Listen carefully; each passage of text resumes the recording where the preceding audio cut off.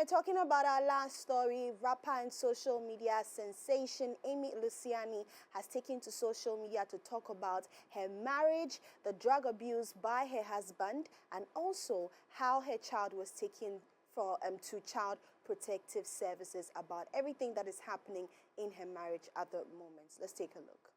He told me, don't leave him. He's struggling. I stayed, but not this year. We got the police involved. CPS, you're lying on me. You making up alibis. You got our son, my stepson, lying. And thank God I recorded it.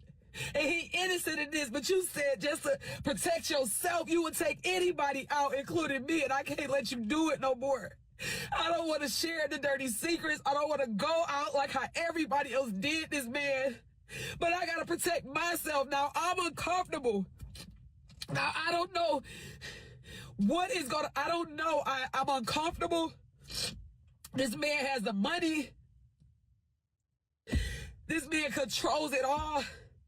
And it's not about no money. I've been with this man for 14, 15 months. I never asked him for $1, nothing. I'm not on the credit cards. I just love him for him. But this shit is going too fucking far. And I'm so embarrassed that I gotta even I'm just like, I don't know what to do. When I heard my stepson being coached to lie on me.